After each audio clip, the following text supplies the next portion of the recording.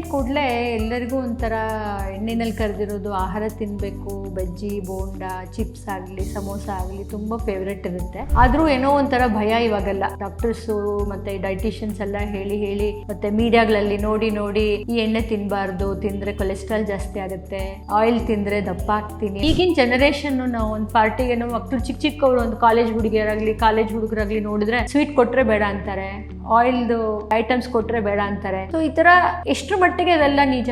Refined ಅಂದ ಕೂಡಲೇ ನಾವೇನು ಅನ್ಕೋತೀವಿ, ಇದು ಪೂರ್ತಿ ಫುಲ್ಲು ಪ್ಯೂರಿಫೈ ಆಗಿರುತ್ತೆ, ಕ್ಲೀನ್ ಆಗಿರುತ್ತೆ, ನಮ್ಗೆಲ್ಲದರಲ್ಲೂ ಒಳ್ಳೆಯದು ಅನ್ನೋ ಒಂದು ಭಾವನೆ. ಸೊ ಇದು ಯೂಸ್ ಮಾಡೋದ್ರಿಂದ ತಪ್ಪಾ?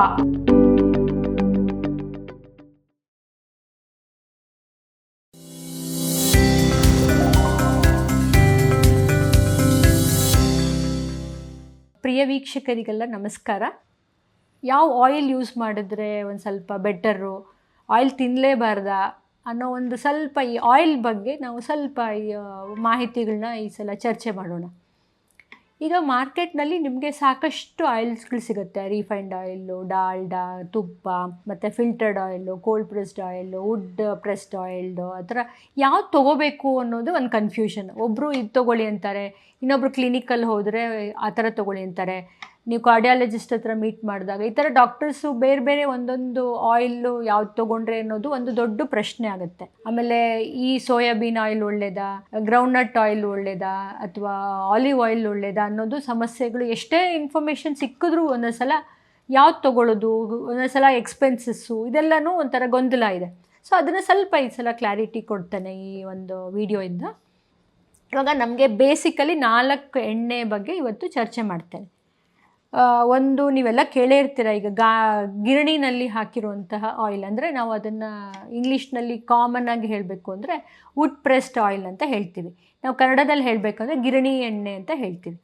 ನೆಕ್ಸ್ಟು ಕೋಲ್ಡ್ ಪ್ರೆಸ್ಡ್ ಆಯಿಲ್ ಅಂತ ಹೇಳ್ತೀವಿ. ಕೇಳಿರ್ತೀರ ನೀವು ಇದೆಲ್ಲ. ಈಗ ಎಷ್ಟೋ ಜನ ಕೊಂಡ್ಕೊಂಡವರು ಇರ್ತಾರೆ, ಸ್ವಲ್ಪ ಎಕ್ಸ್ಪೆನ್ಸಿವು, ಆದರೂ ಆರೋಗ್ಯ ದೃಷ್ಟಿಯಿಂದ ಅದನ್ನು ಸುಮಾರು ಜನ ಈಗ ಕೊಂಡ್ಕೊಳ್ತಿದ್ದೀವಿ. ನೆಕ್ಸ್ಟು ಫಿಲ್ಟರ್ಡ್ ಆಯಿಲ್ ಅಂತ ಇದೆ. ನೆಕ್ಸ್ಟು ಲಾಸ್ಟಲ್ಲಿ ರಿಫೈನ್ಡ್ ಆಯಿಲು. ಈ ರಿಫೈನ್ಡ್ ಆಯಿಲ್ ಹೆಚ್ಚಾಗಿ ಸಾಮಾನ್ಯವಾಗಿ ಎಲ್ಲರ ಮನೆಯಲ್ಲೂ ಯೂಸ್ ಮಾಡುವಂತಹ ಕಾಮನ್ ಆಯಿಲ್. ಯಾಕಂದರೆ ರಿಫೈನ್ಡ್ ಅಂದ ಕೂಡಲೇ ನಾವೇನು ಅನ್ಕೋತೀವಿ, ಇದು ಪೂರ್ತಿ ಫುಲ್ಲು ಪ್ಯೂರಿಫೈ ಆಗಿರುತ್ತೆ, ಕ್ಲೀನ್ ಆಗಿರುತ್ತೆ, ನಮಗೆಲ್ಲದರಲ್ಲೂ ಒಳ್ಳೆಯದು ಅನ್ನೋ ಒಂದು ಭಾವನೆ. ಸೊ ಹಾಗಾಗಿ ರಿಫೈನ್ಡ್ ಆಯಿಲ್ನ ಯೂಸ್ ಮಾಡ್ತೀವಿ. ಸೊ ಇದು ಯೂಸ್ ಮಾಡೋದ್ರಿಂದ ತಪ್ಪಾ? ಕೆಲವರು ಇಲ್ಲ ರಿಫೈನ್ಡ್ ಆಯಿಲ್ ಯೂಸ್ ಮಾಡಬಾರ್ದು, ತಪ್ಪು ಅನ್ನೋ ಒಂದು ಮಿತ್ ಇಟ್ಕೊಂಡಿರ್ತಾರೆ. ಸೊ ಇದನ್ನೆಲ್ಲನೂ ಒಂದು ಸ್ವಲ್ಪ ಒಂದೊಂದಾಗಿ ಕ್ಲಿಯರ್ ಮಾಡ್ಕೊಳ್ತಾ ಬರೋಣ. ಸೊ ಫಸ್ಟು ಈ ಕೋಲ್ಡ್ ಪ್ರೆಸ್ಡ್ ಆಯಿಲ್ ಅಂದರೆ ಏನು, ವುಡ್ ಪ್ರೆಸ್ಡ್ ಆಯಿಲ್ ಅಂದರೆ ಏನು ಅನ್ನೋದು ಸ್ವಲ್ಪ ಮಾಹಿತಿ ಕೊಡ್ತೇನೆ. ಸೊ ಈ ಕೋಲ್ಡ್ ಪ್ರೆಸ್ಡು ವುಡ್ ಪ್ರೆಸ್ಡ್ ಆಯಿಲ್ಗೆ ತುಂಬ ಏನು ಡಿಫ್ರೆನ್ಸ್ ಇರಲ್ಲ. ಯೂಶಲಿ ಎರಡೂ ಆಯಿಲ್ನ ಬೀಜಗಳು ತೊಗೊಂಬಂದು ನಮ್ಮ ಒಂದು ವುಡ್ ಅಂದರೆ ಗಿರಣಿ ಅಂತ ನಾನು ಏನು ಹೇಳಿದೆ, ವುಡ್ ಪ್ರೆಸ್ಡ್ ಅಂದರೆ ಅದನ್ನು ವುಡ್ಡಲ್ಲಿ ನಾವು ಇದು ಮಾಡಿ, ಈಗ ನಾವು ಹಿಟ್ಟುಗಳೆಲ್ಲ ಮಿಲ್ಗೆ ಹಾಕಿ ತೆಗಿತೀವಲ್ಲ, ಆ ಥರ ಮಾಡಿ ಕಮ್ಮಿ ಟೆಂಪ್ರೇಚರ್ನ, ಬೀಜಗಳನ್ನ ಕಮ್ಮಿ ಟೆಂಪ್ರೇಚರ್ನ ತೆಗೆದು ಇದರಿಂದ ಆಯಿಲ್ನ ತೆಗಿತಾರೆ. ಸೊ ಈ ಕೋಲ್ಡ್ ಪ್ರೆಸ್ಡ್ ಅಥವಾ ವುಡ್ ಪ್ರೆಸ್ಡ್ ಆಯಿಲ್ ತೆಗೆಯೋದ್ರಿಂದ ಅದರಲ್ಲಿ ಯಾವುದೇ ಥರ ಕೆಮಿಕಲ್ಸ್ ಯೂಸ್ ಮಾಡಲ್ಲ. ಅಂದರೆ ಫಿಲ್ಟ್ರೇಷನ್ ಪ್ರಾಸೆಸ್ ಅಂತ ನಾವು ಇವಾಗ ಬೀಜಗಳಿಂದ ಡೈರೆಕ್ಟಾಗಿ ಬೀಜ ಆಗಲಿ, ಕಡಲೆಕಾಯಿ ಎಣ್ಣೆ, ಇದು ಕೊಬ್ಬರಿ ಎಣ್ಣೆ ಆಗಲಿ, ಅಥವಾ ತಿಲ್ ಅಂದರೆ ಎಳ್ಳೆಣ್ಣೆ ಆಗಲಿ, ಯಾವುದೇ ಬೀಜಗಳನ್ನು ಹಾಕಿ ಡೈರೆಕ್ಟಾಗಿ ಅದನ್ನು ಪ್ರೆಸ್ ಮಾಡಿ ಎಣ್ಣೆನ ತೆಗಿತಾರೆ. ಸೊ ಇದರಲ್ಲಿ ಯಾವುದೇ ಥರ ಒಂದು ಕೆಮಿಕಲ್ ರಿಯೇಜೆಂಟ್ ಇರೋದಿಲ್ಲ. ಆಮೇಲೆ ಬೀಜಗಳು ಹೈ ಟೆಂಪ್ರೇಚರ್ಗೆ ಎಕ್ಸ್ಪೋಸ್ ಆಗೋದಿಲ್ಲ. ಮತ್ತು ಅದರದ್ದು ನ್ಯಾಚುರಲ್ ಫ್ಲೇವರ್, ಅಂದರೆ ಇವಾಗ ನೀವು ಕಡಲೆಕಾಯಿ ಎಣ್ಣೆ ತೊಗೊಂಡ್ರೆ ಅದರದ್ದೇ ಆದಂಥ ಅರೋಮಾ ಇರುತ್ತೆ, ಅಂದರೆ ಸ್ಮೆಲ್ ಇರುತ್ತೆ. ಅದೇ ಎಳ್ಳೆಣ್ಣೆ ತೊಗೊಳ್ಳಿ ಅಥವಾ ಕೊಬ್ಬರಿ, ಅದರದ್ದೇ ಆದಂಥ ನ್ಯಾಚುರಲ್ ಒಂದು ಫ್ಲೇವರ್ ಅಂತ, ಅರೋಮಾ ಅಂತ ಹೇಳ್ತೀವಿ ನಾವು, ಅದು ಹಾಗೆ ಇರುತ್ತೆ. ಮತ್ತು ಎಲ್ಲದಕ್ಕಿಂತ ನಮಗೆ ದೇಹಕ್ಕೆ ಬೇಕಾಗಿರೋ ಆ್ಯಂಟಾಕ್ಸಿಡೆಂಟ್ಸ್ ಅಂತ ಹೇಳ್ತೀವಿ, ಅಂದರೆ ಒಳ್ಳೆಯ ಪೌಷ್ಟಿಕಾಂಶಗಳನ್ನ ರೀಟೈನ್ ಮಾಡುತ್ತೆ. ಅಂದರೆ ಅದು ಬೇಕಾಗಿರೋ, ದೇಹಕ್ಕೆ ಬೇಕಾಗಿರೋಂಥ ಆಯಿಲ್, ಫ್ಯಾಟ್ ಒಂದೇ ಅಲ್ಲ, ಅಂದರೆ ಅದಕ್ಕೆ ಕ್ಯಾಲೋರೀಸ್ ಒಂದೇ ಅಲ್ಲ, ಅದರದ್ದೇ ಅಂತ ಬೇರೆ ಒಳ್ಳೆ ಗುಣಗಳು ತುಂಬಿಕೊಂಡಿರುತ್ತೆ. ಅದೆಲ್ಲನೂ ನಮ್ಮ ದೇಹಕ್ಕೆ ಬೇಕಾಗಿರೋ ಅಷ್ಟು ಆ ಕೋಲ್ಡ್ ಪ್ರೆಸ್ಡ್ ಆಯಿಲ್ ಅಥವಾ ವುಡ್ ಪ್ರೆಸ್ಡ್ ಆಯಿಲಲ್ಲಿ ನಮಗೆ ಸಾಧಾರಣವಾಗಿ ಸಿಗುತ್ತೆ. ಆಮೇಲೆ ದೇರ್ ಆಲ್ ಆ್ಯಂಟಿ ಇನ್ಫ್ಲಮೇಟ್ರಿ ಅಂತ ಹೇಳ್ತೀವಿ. ಅಂದರೆ ನಮ್ಮ ದೇಹಕ್ಕೆ ಕೆಲವು ಪದಾರ್ಥಗಳು ತೊಂದಾಗ ಇನ್ಫ್ಲಮೇಷನ್ ಅಂದರೆ ದೇಹಕ್ಕೆ ಬೇಡದೇ ಇರೋವಂಥ ಕ್ರಿಯೆಗಳು ನಡೆಯುತ್ತೆ. ಸೊ ಈ ಒಂದು ಆಯಿಲ್ ತೊಗೊಳ್ಳೋದ್ರಿಂದ ಅದೆಲ್ಲ ಕಡಿಮೆ ಆಗುತ್ತೆ.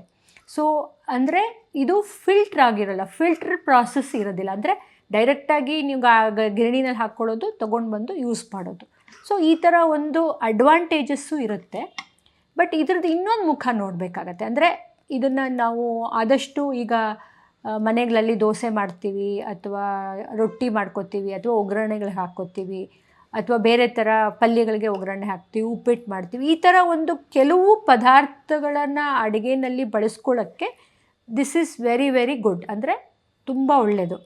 ಅದೇ ಈ ಥರ ಆಯಿಲ್ನ ನೀವು ಫ್ರೈ ಮಾಡೋಕ್ಕೆ, ಅಥವಾ ಪೂರಿ ಮಾಡ್ತೀರಾ ಮನೆಯಲ್ಲಿ, ಹಪ್ಪಳ, ಇವಾಗ ಏನೋ ಮಾಡ್ದೇ ಇರೋಕ್ಕಾಗಲ್ಲ, ಒಂದು ಫ್ಯಾಮಿಲಿ ಆದಮೇಲೆ ಗೆಟ್ ಟುಗೆದರ್ಸ್ ಇರುತ್ತೆ, ಆಸೆ ಇರುತ್ತೆ, ರುಚಿ ಇರುತ್ತೆ. ಸೊ ಪೂರಿನೋ, ಸಮೋಸ, ಹಪ್ಪಳ, ಸಂಡಿಗೆ ಎಲ್ಲ ಕರಿಬೇಕಾಗತ್ತೆ. ಸೊ ಆ ಥರ ಒಂದು ಡಿಶಸ್ಗೆ ಇದು ಅನುಕೂಲ ಆಗೋದಿಲ್ಲ. ಯಾಕೆಂದರೆ ಅದರಲ್ಲಿರೋ ಫಿಲ್ಟ್ರ್ ಆಗದೇ ಇರೋಂಥ ಕೆಲವು ಪದಾರ್ಥಗಳಿರುತ್ತಲ್ಲ, ಅದು ಸ್ಮೋಕಿಂಗ್ ಪಾಯಿಂಟ್ ಅಂತ ಹೇಳ್ತೀವಿ ನಾವು. ಒಂದು ಯಾವುದೇ ಒಂದು ಆಯಿಲ್ನ ನಾವು ಫ್ರೈ ಮಾಡೋಕ್ಕೆ ತೊಗೊಂಡಾಗ ಅದರದ್ದು ಸ್ಮೋಕಿಂಗ್ ಪಾಯಿಂಟು ಜಾಸ್ತಿ ಇರಬೇಕು. ಆವಾಗ ಅದು ಕೆಮಿಕಲ್ ಡಿಗ್ರೇಡೇಷನ್, ಅಂದರೆ ಕೆಮಿಕಲಿ ನಮ್ಗೆ ಯಾವುದೇ ಥರ ಹಾನಿ ಕೊಡೋದಿಲ್ಲ. ಸೊ ಆ ಥರ ಒಂದು ಡಿಶ್ಶು ನೀವು ಮಾಡಬೇಕಾದ್ರೆ ಈ ವುಡ್ ಪ್ರೆಸ್ಡ್ ಆಯಿಲ್ ಆಗಲಿ ಅಥವಾ ಕೋಲ್ಡ್ ಪ್ರೆಸ್ಡ್ ಆಯಿಲ್ ಆಗಲಿ ಅದು ನಿಮಗೆ ಚಾಯ್ಸ್ ಆಗಿರೋದಿಲ್ಲ.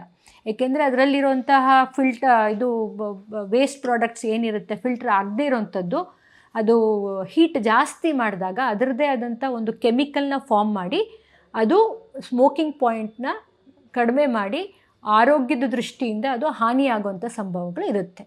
ಸೊ ಹಾಗಾಗಿ ನೀವು ಈ ಥರ ಒಂದು ಪದಾರ್ಥಗಳನ್ನ ನೀವು ಮಾಡಬೇಕು, ಪೂರಿ ಅಥವಾ ಸಮೋಸ ಯಾವ್ದಾದ್ರು ಒಂದು ಎಣ್ಣೆನಲ್ಲಿ ಕರೆದಿರುವಂಥ ಪದಾರ್ಥ ಅಂತ ತಿಳ್ಕೊಳ್ಳಿ. ಅದಕ್ಕೆ ಇದನ್ನು ಚಾಯ್ಸ್ ಮಾಡ್ಕೋಬೇಡಿ. ಅದಕ್ಕೆ ನೆಕ್ಸ್ಟು ಯಾವುದು ನಾನು ಆಯಿಲ್ ಅಂತ ಹೇಳ್ತೀನಿ ಅದನ್ನು ನೀವು ಯೂಸ್ ಮಾಡ್ಕೋಬೋದು. ಇವಾಗ ಕೋಲ್ಡ್ ಪ್ರೆಸ್ಡ್ ಆಯಿಲ್ ಆಯಿತು, ವುಡ್ ಪ್ರೆಸ್ಡ್ ಆಯಿಲ್ ಆಯಿತು. ಸೊ ನೆಕ್ಸ್ಟು ಬರೋದು ಫಿಲ್ಟರ್ಡ್ ಆಯಿಲ್ ಅಂತ ಬರುತ್ತೆ. ಸೊ ಇದು ನೆಕ್ಸ್ಟು, ಅಂದರೆ ಇದೆರಡಕ್ಕೂ ಆಗಿರೋವಂಥದ್ದು ಫಿಲ್ಟರ್ಡ್ ಆಯಿಲ್.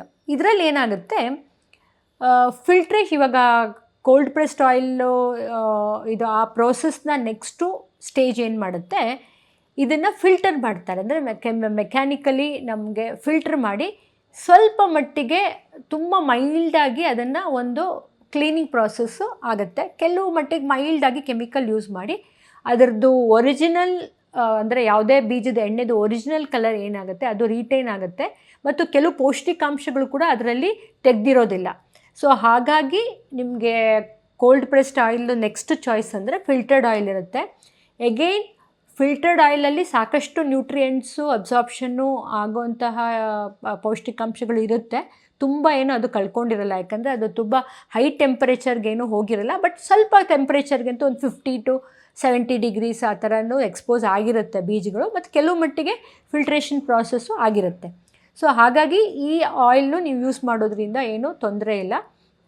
ಇದನ್ನು ನೀವು ಮೇಡಮ್ ಇದಕ್ಕೆ ಯೂಸ್ ಮಾಡ್ಬೋದಾ, ಅಂದರೆ ಫ್ರೈಡ್ ಐಟಮ್ಸ್ಗೆ ಯೂಸ್ ಮಾಡ್ಬೋದಾ ಅಂತ ನೀವು ಕ್ವಶನ್ ಕೇಳ್ಬೋದು. ಎಗೈನ್ ಫ್ರೈಡ್ ಐಟಮ್ಗೆ ಇದು ತುಂಬ ಒಳ್ಳೆಯ ಚಾಯ್ಸ್ ಏನಲ್ಲ, ಬಟ್ ಮಾಡ್ಬೋದು. ಬೆಟರ್ ದೆನ್ ಕೋಲ್ಡ್ ಪ್ರೆಸ್ಡ್ ಮತ್ತು ವುಡ್ ಪ್ರೆಸ್ಡ್ ಆಯಿಲ್ಗಿಂತ ಇದು ಬೆಟರು. ಬಟ್ ಅದಕ್ಕೂ ನೆಕ್ಸ್ಟು ನೀವು ಇನ್ನೊಂದು ಸ್ಟೆಪ್ ನಾವು ಕೆಳಗಡೆ ಹೋದಾಗ ರೀಫೈನ್ಡ್ ಆಯಿಲ್ ಅಂತ ಯೂಸ್ ಮಾಡ್ತಾಯಿದ್ದೀವಿ. ಈಗಾಗಲೇ ಹೇಳಿದೆ ರೀಫೈನ್ಡ್ ಆಯಿಲ್ ತುಂಬ ಮನೆಯಲ್ಲಿ ಯೂಸ್ ಮಾಡ್ತಿದ್ದೀರಾ ಅಂತ. ರೀಫೈನ್ಡ್ ಆಯಿಲ್ನಲ್ಲಿ ಏನಾಗುತ್ತೆ, ಬೀಜಗಳಿಂದ ಎಣ್ಣೆ ತೆಗೆದ ಮೇಲೆ ಅದನ್ನು ಸುಮಾರು 200 ಡಿಗ್ರಿಗಿಂತ ಹೆಚ್ಚು ಹೀಟಲ್ಲಿ ಅದನ್ನು ಪ್ರೋಸೆಸ್ ಮಾಡ್ತಾರೆ. ಸೊ ಹಾಗಾಗಿ ಕಾಳಿನಲ್ಲಿರೋ ಸುಮಾರು ಸತ್ವಗಳು ಹಾಳಾಗುತ್ತೆ. ಮತ್ತು ಅದರಲ್ಲಿ ಕೆಮಿಕಲ್ಸ್ ಆ್ಯಡ್ ಮಾಡ್ತಾರೆ. ಅದು ಯಾವುದೇ ಥರ ಕೆಮಿಕಲ್ಸ್ ಆ್ಯಡ್ ಮಾಡಿದಾಗ ಅದರದ್ದೇ ಆದಂತಹ ಒಂದು ನಿಜವಾದ ಅರೋಮಾದ ಫ್ಲೇವರ್ ಅಂತ ಏನು ಹೇಳ್ತೀವಿ, ಅಂದರೆ ವಾಸನೆ, ನಮ್ಮ ನಾರ್ಮಲ್ ಕನ್ನಡನಲ್ಲಿ ಹೇಳಬೇಕಾದ್ರೆ ಅದರದ್ದಂಥ ವಾಸನೆ, ಬೀಜದ ವಾಸನೆ ಎಲ್ಲ ಕಳ್ಕೊಂಡಿರುತ್ತೆ, ಮತ್ತು ಅದ್ರ ಕಲರ್ ಕಳ್ಕೊಂಡಿರುತ್ತೆ. ಬಟ್ ಈ ಎಲ್ಲ ಮೇಲೆ ಹೇಳಿರೋಂಥ ಆಯಿಲ್ಗಿಂತ ಅದರದ್ದು ಶೆಲ್ಫ್ ಲೈಫ್ ಅಂದರೆ ಎಷ್ಟು ದಿನ ಅದನ್ನು ನಾವು ಜೋಪಾನವಾಗಿ ಕೆಡದೆ ಇಡೋವಂಥ ಒಂದು ಟೈಮ್ ಇರುತ್ತಲ್ಲ, ಈ 3 ಆಯಿಲ್ ಮೇಲೆ ಇರೋಂಥ ಆಯಿಲ್ಗಿಂತ ಇದರಲ್ಲಿ ಹೆಚ್ಚಾಗಿರುತ್ತೆ. ಯಾಕೆಂದರೆ ಅದು ಕೆಮಿಕಲಿ ಪ್ರಾಸೆಸ್ಡ್ ಆಗಿರುತ್ತೆ. ಅಂದರೆ ಅದಕ್ಕೆ ಫಿಲ್ಟ್ರೇಷನ್ ಪ್ರೋಸೆಸ್ ಆದಮೇಲೆ ಅದಕ್ಕೆ ಶೆಲ್ಫ್ ಲೈಫ್ ಜಾಸ್ತಿ ಮಾಡೋಕ್ಕೆ, ಕಲರ್ ಇಂಪ್ರೂವ್ ಮಾಡೋಕ್ಕೆ, ಮತ್ತು ಅದರದ್ದು ಅರೋಮಾನ ಕ್ಲಿಯರ್ ಮಾಡೋಕ್ಕೆ ಸಾಕಷ್ಟು ಕೆಮಿಕಲ್ಸ್ಗೆ ಅದು ಎಕ್ಸ್ಪೋಸ್ ಆಗಿರುತ್ತೆ. ಹಾಗಾಗಿ ಅದರಲ್ಲಿ ನ್ಯಾಚುರಲಾಗಿ ಸಿಗುವಂತಹ ವಿಟಮಿನ್ಸ್ಗಳಾಗಲಿ, ಆ್ಯಂಟಿ ಇನ್ಫ್ಲಮೇಟ್ರಿ ಪ್ರಾಪರ್ಟೀಸ್ ಆಗಲಿ, ಅಥವಾ ನಮ್ಮದು ನ್ಯಾಚುರಲಿ ಸೀಡ್ಸ್ನಲ್ಲಿರೋಂಥ ಒಳ್ಳೆ ಗುಣಗಳಾಗಲಿ ಕಳ್ಕೊಂಡಿರುತ್ತೆ. ಬಟ್ ಓನ್ಲಿ ಥಿಂಗ್, ನೀವು ಅದನ್ನು ಹೆಚ್ಚು ದಿನ ಪ್ರಿಸರ್ವ್ ಮಾಡೋವಂಥ ಒಂದು ಒಳ್ಳೆ ಗುಣನ ಇರುತ್ತೆ ವಿನ ಮೇಲ್ಗಡೆ ನಾವು ಡಿಸ್ಕಸ್ ಮಾಡಿರೋ ಬೇರೆ 3 ಆಯಿಲಲ್ಲಿ ಇರುವಂಥ ಒಳ್ಳೆಯದು ಇದರಲ್ಲಿ ಕಳ್ಕೊಂಡಿರ್ತೀರ. ಇದು ನೆಕ್ಸ್ಟ್ ಇದರಲ್ಲಿ ಇನ್ನೊಂದು ಅಡ್ವಾಂಟೇಜ್ ಅಂತಂದರೆ, ಇದನ್ನು ನಾವು ಈಗ ಫ್ರೈಡ್ ಐಟಮ್ಸ್ ಬಗ್ಗೆ ನಾನು ನಿಮಗೆ ಹೇಳಿದ್ನಲ್ಲ, ರೀಫೈನ್ಡ್ ಆಯಿಲಲ್ಲಿ ಸ್ಮೋಕಿಂಗ್ ಪಾಯಿಂಟು ಜಾಸ್ತಿ ಇರುತ್ತೆ. ಸೊ ಹಾಗಾಗಿ it is much suitable for fried items. ಅಂದರೆ ನೀವು ಪ್ರತಿಯೊಂದು ಫ್ರೈಡ್ ಐಟಮ್ಸು ಯಾವುದೇ ಮಾಡಬೇಕು ಅನ್ನೋ ಒಂದು ಇದಿದ್ದರೆ ರೀಫೈನ್ಡ್ ಆಯಿಲಲ್ಲಿ ಮಾಡೋದ್ರಿಂದ ಬೇರೆ ಥರ ಯಾವುದೇ ಥರ ಹಾನಿ ಆಗೋದಿಲ್ಲ. ಅಂದರೆ ನಾನು ಬೇರೆ ಥರ ವಿಚಾರವಾಗಿ ಆಗಲೇ ಡಿಸ್ಕಸ್ ಮಾಡೋ ಥರ ಬೇರೆ ಆಯಿಲಲ್ಲಿ ಆಗುವಂತಹ ಬದಲಾವಣೆಗಳು ಈ ರೀಫೈನ್ಡ್ ಆಯಿಲಲ್ಲಿ ಆಗೋದಿಲ್ಲ. ಎಣ್ಣೆನ ನೀವು ಕರೆದಿರೋ ಎಣ್ಣೆಯಲ್ಲಿ ಆರಾಮಾಗಿ ಯೂಸ್ ಮಾಡ್ಬೋದು.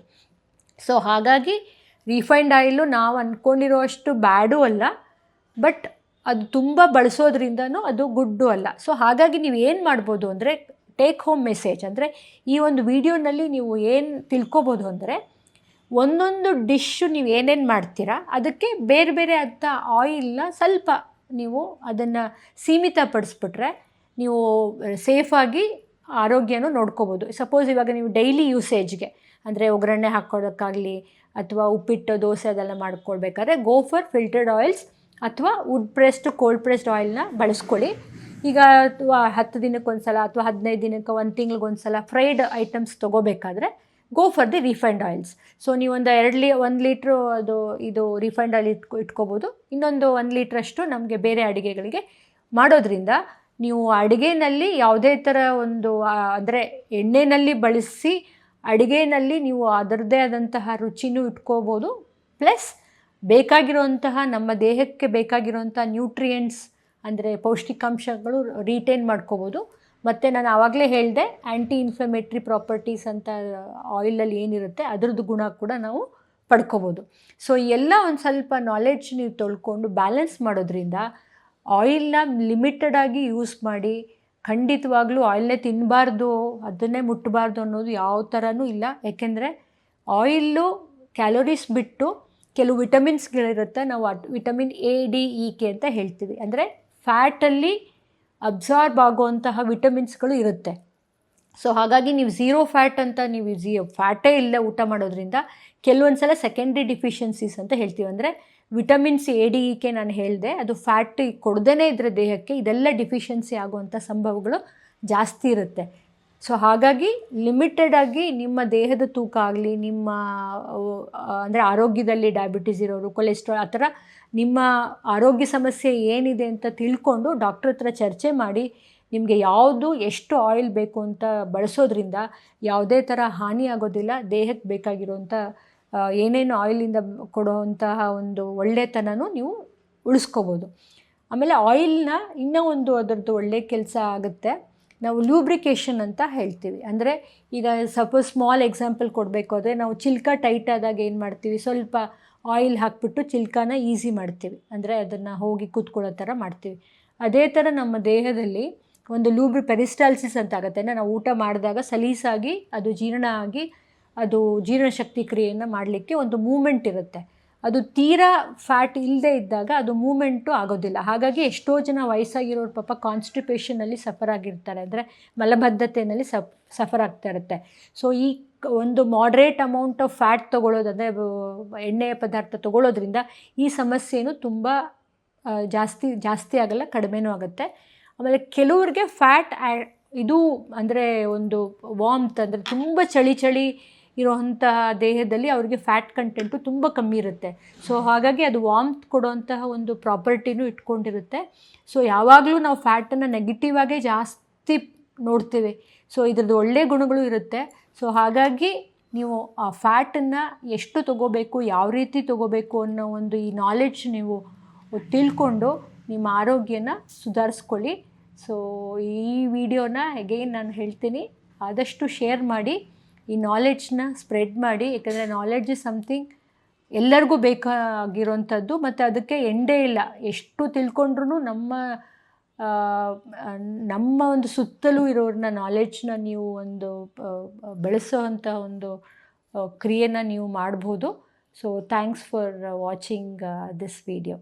ಆರೋಗ್ಯ ಮಾಹಿತಿಯ ಇಂಥ ಮತ್ತಷ್ಟು ವಿಡಿಯೋಗಳಿಗಾಗಿ Vishwavani health YouTube channel subscribe ಮಾಡಿ.